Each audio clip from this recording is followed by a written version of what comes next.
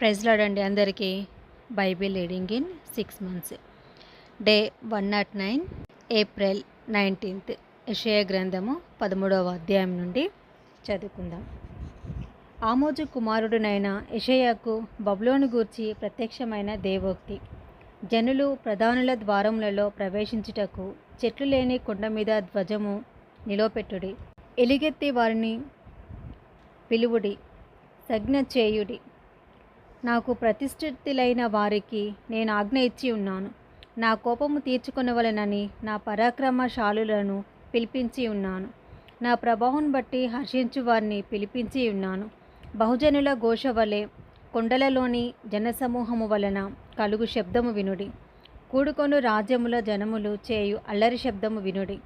సైన్యములకు అధిపతియగు యెహోవా యుద్ధమునకై తన సేనను వ్యూహక్రమముగా ఏర్పరచుచున్నాడు. సర్వలోకమును పాడు చేయుటకై ఆయన దూరదేశం నుండి, ఆకాశ దిగంతముల నుండి యెహోవాయును ఆయన క్రోధము తీర్చు ఆయుధములను వచ్చుచున్నాడు. యెహోవా దినము వచ్చుచున్నది, ఘోషించుడి. అది ప్రళయము వలె సర్వశక్తుడగు దేవుని యొద్ద నుండి వచ్చును. అందుచేత బాహువులన్నీయు దుర్బలమగును, ప్రతి వాని గుండె కరిగిపోవును. జనులు విభ్రాంతి నొందుదురు, వేదనలు దుఃఖములు వారికి కలుగును. ప్రసవ వేదన పడుదాని వలె వారు వేదన పడదరు, ఒకరినొకరు తేరిచూతురు. వారి ముఖములు జ్వాలల వలె ఎర్రబారును. యెహోవా దినము వచ్చుచున్నది, దేశమును పాడు చేయుటకును, పాపులను బొత్తిగా దానిలో ఉండకుండా నశింపచేయుటకును, క్రూరమైన ఉగ్రతతోనూ ప్రచండమైన కోపముతోనూ అది వచ్చును. ఆకాశ నక్షత్రములను, నక్షత్ర రాశులను తమ వెలుగు ప్రకాశింపనీయవు. ఉదయకాలమున సూర్యుని చీకటి కమ్మును, చంద్రుడు ప్రకాశింపడు. లోకుల చెడుతనమును బట్టియు దృష్టుల దోషమును బట్టియు నేను వారిని శిక్షింపబోచున్నాను. అహంకారుల అతిశయమును మాన్పించివేసేదను, బలాత్కారుల గర్వమును అణచివేసేదను. బంగారు కంటే మనుషులను, ఓఫీరు దేశపు సువర్ణము కంటే నరులను అరుదుగా ఉండజేసేదను. సైన్యములకు అధిపతియగు యెహోవా ఉగ్రతకును, ఆయన కోపాగ్ని దినమునకును ఆకాశము వణుకునట్లును, భూమి తన స్థానము తప్పునట్లును నేను చేసేదను. అప్పుడు తరుమబడుచున్న జింక వలెను, పోగు చేయని గొర్రెల వలెను జనులు తమ తమ స్వజనుల తట్టు తిరుగుదురు, తమ తమ స్వదేశములకు పారిపోదురు. పట్టబడిన ప్రతివాడును కత్తివాత కూలును, తరిమి పట్టబడిన ప్రతివాడును కత్తివాత కూలును. వారు చూచుచుండగా వారి పసిపిల్లలు నలుగగొట్టబడుదురు, వారి ఇండ్లు దోచుకొనబడును, వారి భార్యలు చెరపబడుదురు. వారి మీద పడుటకు నేను మాదీలను రేపెదను. వీరు వెండిని లక్ష్యము చేయరు, సువర్ణము కూడా వారికి రమ్యమైనది కాదు. వారి విండ్లు యవ్వనస్తులను నలుగగొట్టును, గర్భఫలమందు వారు జాలిపడరు, పిల్లలను చూచి కనికరింపరు. అప్పుడు రాజ్యములకు భూషణములగు కల్దీలకు అతిశయాస్పదమును మహత్యమునగు బబులోను దేవుడు పాడు చేసిన సొదొమ గొమొర్రాల వలెగును. అది మరెన్నడూ నివాస స్థలముగా ఉండదు, తరతరములకు దానిలో ఎవడనూ కాపురం ఉండడు. అరబీలలో ఒకడైనను అక్కడ తన గుడారము వేయడు. గొర్రెల కాపరులు తమ మందలను అక్కడ పరుండనీయరు. నక్కలు అక్కడ పండుకొనును, గురుపోతులు వారిండ్లలో ఉండును, నిప్పుకోళ్ళు అక్కడ నివసించును, కొండమేకలు అక్కడ గంతులు వేయును. వారి నగరులలో నక్కలను, వారి సుఖవిలాప మందిరములలో అడవి కుక్కలను మొరలిడును. ఆ దేశమునకు కాలము సమీపించి ఉన్నది, దాని దినములు సంకుచితములు. యెషయా గ్రంథం 14వ అధ్యాయము. ఏలయనగా యెహోవా యాకోబునందు జాలిపడును, ఇంకను ఇశ్రాయేలును ఏర్పరచుకొనును. వారిని స్వదేశములలో నివసింపచేయును, పరదేశులు వారిని కలుసుకొందురు. వారు యాకోబు కుటుంబమును హత్తుకొనియుందురు. జనములు వారిని తీసుకొని వచ్చి వారి స్వదేశమున వారిని ప్రవేశపెట్టుదురు. ఇశ్రాయేలు వంశస్థులు యెహోవా దేశంలో వారిని దాసులుగాను పనికెత్తెలనుగాను స్వాధీనపరుచుకొందురు. వారు తమను చెరలో పెట్టిన వారిని చెరలో పెట్టి తమను బాధించు వారిని ఏలుదురు.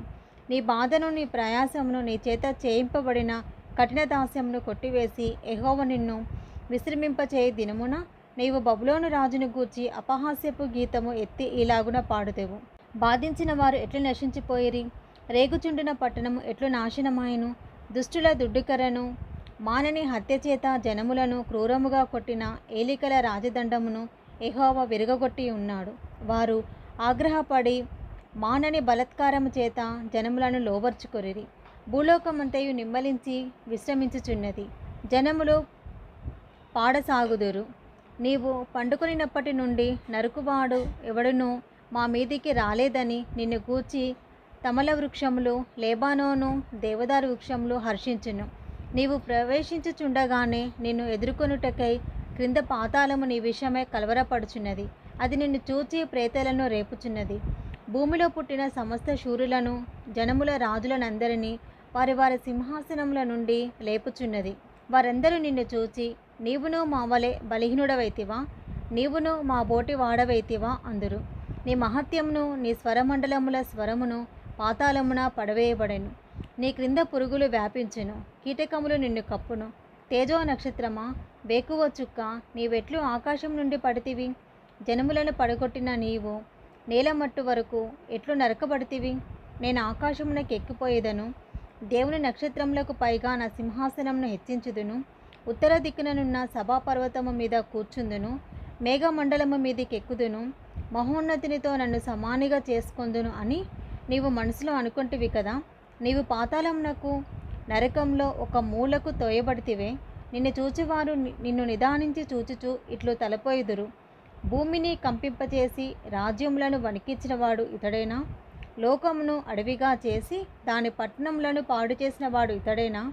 తాను చెరపట్టిన వారిని తమ నివాస స్థలమునకు పోనీయని వాడు ఇతడేనా? జనముల రాజులందరూ ఘనత వహించిన వారై తమ తమ నగరులందు నిద్రించుచున్నారు. నీవు సమాధి పొందక పారవేయబడిన కొమ్మవలెనున్నావు. ఖడ్గం చేత పొడవబడి చచ్చిన వారి శవములతో కప్పబడిన వాడవైతివి. త్రొక్కబడిన పీనుగు వలె నైతివి. బిలము యొక్క రాళ్ళ ఎద్దకు దిగుచున్న వాని వలె నున్నావు. నీవు నీ దేశంను పాడు చేసి నీ ప్రజలను హతమార్చితివి. నీవు సమాధిలో వారితో కూడా కలిసి ఉండవు. దుష్టుల సంతానము ఎన్నడనూ జ్ఞాపకమునకు తేబడదు. వారు పెరిగి భూమిని స్వతంత్రించుకొని పట్టణములతో లోకమును నింపబడకుంటున్నట్లు తమ పితరుల దోషమును బట్టి అతని కుమారులను వధించుటకు దొడ్డి సిద్ధపరచుడి. సైన్యములకు అధిపతికి యెహోవాకు ఇదే, నేను వారి మీదికి లేచి బబులోనులో నుండి నామమును, శేషమును, కుమారుని మనుమని కొట్టివేసేదనని యెహోవా సెలవిచ్చి ఉన్నాడు. నేను దానిని తంబోడికి స్వాధీనముగాను నీటి మడుగులగాను చేయుదును. నాశనమును చీపురు కట్టతో దాన్ని తుడిచివేసేదను అని సైన్యములకు అధిపతియగు యెహోవా సెలవిచ్చుచున్నాడు. సైన్యములకు అధిపతియగు యెహోవా ప్రమాణపూర్వకంగా ఇలాగు సెలవిచ్చుచున్నాడు. నేను ఉద్దేశించినట్లు నిశ్చయముగా జరుగును, నేను యోచించినట్లు స్థిరపడును. నా దేశంలో అశూరును సంహరించెదను, నా పర్వతం మీద వాని నలుగదొక్కెదను. వాని కాడి నా జనముల మీద నుండి తొలగిపోవును, వాని భారము వారి భుజమున మీద నుండి తొలగింపబడును. సర్వలోకమును గూర్చి నేను చేసిన ఆలోచన ఇదే, జనులందరి మీద చాపబడిన బాహువు ఇదే. సైన్యములకు అధిపతి యెహోవా దాన్ని నియమించి ఉన్నాడు. రద్దుపరచగలవాడెవడు?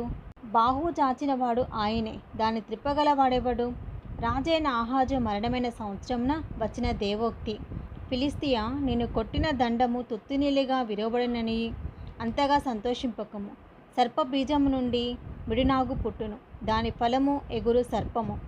అప్పుడు అతి బీదలైన వారు భోజనము చేయుదురు, దరిద్రులు సురక్షితముగా పండుకొందురు. కరువు చేత నీ బీజమును చంపెదను, అది నీ శేషమును హతము చేయును. గుమ్మమా, ప్రలాపింపుము, పట్టణమా, అంగలార్పుము. ఫిలిస్తియా, నీవు బొత్తిగా కరిగిపోయి ఉన్నావు. ఉత్తర దిక్కు నుండి పొగ లేచుచున్నది. వచ్చివారి పటాలములలో వెనుక తీయవాడు ఒకడునూ లేడు.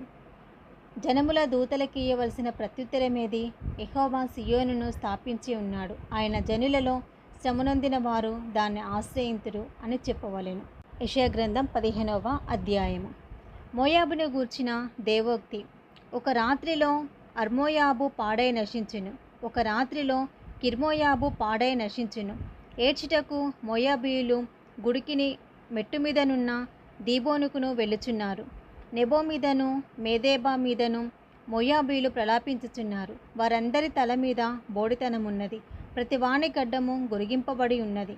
తమ సంత వీధులలో గోనెపట్ట కట్టుకొందరు. వారి మేడల మీదను వారి విశాల స్థలములలోనూ వారందరూ ప్రలాపించుదురు, కన్నీరు ఒలకబోయుదురు. హెష్బోనును ఏలాతేయును మొరపెట్టుచున్నవి, యాహాజు వరకు వారి స్వరము వినబడుచున్నది. మోయాబీల యోధులు కేకలు వేయుదురు.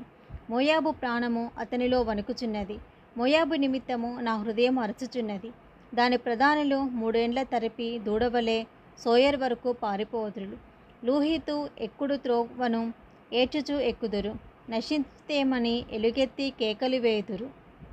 క్షమించండి, నశించితిమేయని ఎలుగెత్తి కేకలు వేయుచు హోరోనయము త్రోవను పోవుదురు. ఎలయనగా నిమ్రీము నీటి తావులు ఎడారులాయెను. అది ఇంకనూ అడవిగా ఉండును. గడ్డి ఎండిపోయెను, చెట్టు చేమలు వాడబారుచున్నవి. పచ్చనిది ఎక్కడనూ కనబడదు. ఒక్కొక్కడు సంపాదించిన ఆస్తిని, తాము కూర్చుకొనిన పదార్థములను నిర్వంజి చెట్లున్న నది అవతలకు వారు మోసుకొని పోవుదురు. రోదనము మోయాబు సరిహద్దులలో వ్యాపించెను. అంగలార్పు ఎగ్లాయిము వరకు, మెయరీబిలము వరకు వినబడెను. ఏలయనగా దీమోను జలములు రక్తములాయెను. మరియు నేను దీమోను మీదికి ఇంకొక బాధను రప్పించెదను. మోయాబీల నుండి తప్పించుకొనిన వారి మీదికిని, ఆ దేశంలో శేషించిన వారి మీదికిని సింహమును రప్పించెదను. ఇది ఈరోజు భాగం అండి. Praise the lord.